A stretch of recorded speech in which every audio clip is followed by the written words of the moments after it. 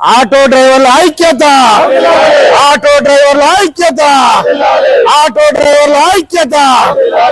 జై స్వరాజ్య టీవీ అనునిత్యం ఆటో కార్మికులకు అందుబాటులో ఉండి మా సమస్యలు ప్రభుత్వం దృష్టికి తీసుకుపోతున్నందుకు స్వరాజ్య టీవీకి ధన్యవాదాలు తెలుపుకుంటూ ఈరోజు తెలంగాణ రాష్ట్ర వ్యాప్తంగా డిసెంబర్ 7వ తారీఖు బంద్ పిలుపివ్వడం జరిగింది.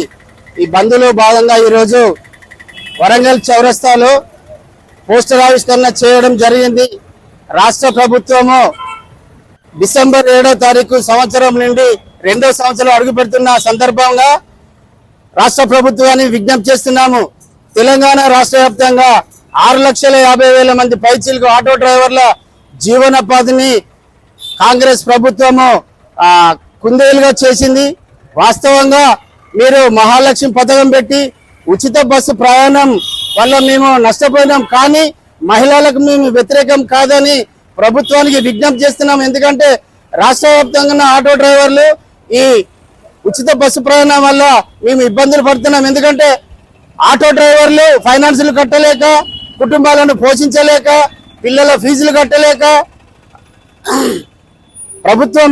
ప్రభుత్వం చేస్తున్న మా మీద ఈ దుర్మార్గమైన ఆలోచనను వెంటనే దీన్ని వెనుకకు తీసుకోవాలని మేము విజ్ఞప్తి చేస్తున్నాము. వాస్తవంగా కుటుంబాన్ని పోషించుకోలేక, ఇంటికిరాలు కట్టలేక ఇబ్బంది పడుతున్నాము. ఇది వెంటనే పరిగణలోకి తీసుకొని ప్రభుత్వము ఆటో డ్రైవర్లను పిలిచి చర్చలు చేసి వాళ్ళు పెట్టిన డిమాండ్స్, అంటే కాంగ్రెస్ పెట్టిన డిమాండ్స్ ను, ఒకటి సంవత్సరానికి 12,000 ఇస్తా అన్నారు, ప్లస్ సంక్షేమ బోర్డు పెడతా అన్నారు.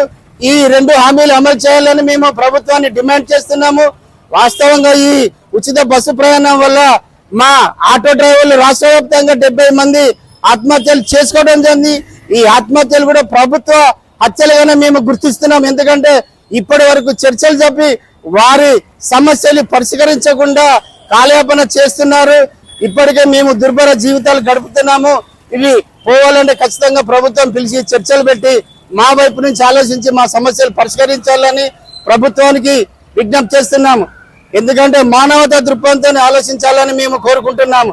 ఈరోజు ప్రభుత్వము చర్చలు పెడతా అని చెప్తుంది, కానీ దాన్ని కాలయాపన చేయకుండా, డ్రైవర్లు చనిపోకుండా డ్రైవర్లను కాపాడే బాధ్యత కూడా ప్రభుత్వంపై సీఎం రేవంత్ రెడ్డి, మన రవాణా శాఖ మినిస్టర్ ప్రభాకర్ గారికి విన్నవించుకుంటున్నాం. ఖచ్చితంగా మీరు దీన్ని అమలు చేయాలని మా ఆటో డ్రైవర్ల పక్షాన మీకు డిమాండ్ చేస్తున్నాము.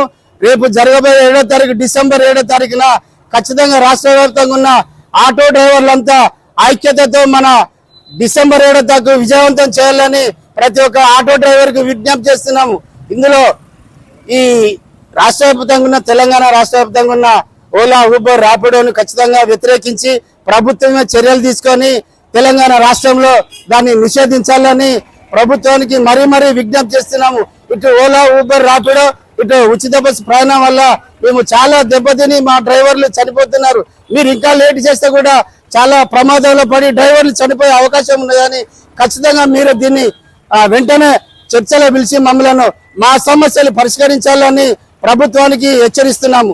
Thank you. స్వరాజ్ టీవీ మాకు ఎప్పుడు అనుకూలంగా ఉండి మా సమస్యలు ప్రభుత్వం దృష్టికి తీసుకుపోతున్నందుకు జై స్వరాజ్ టీవీకి ధన్యవాదాలు.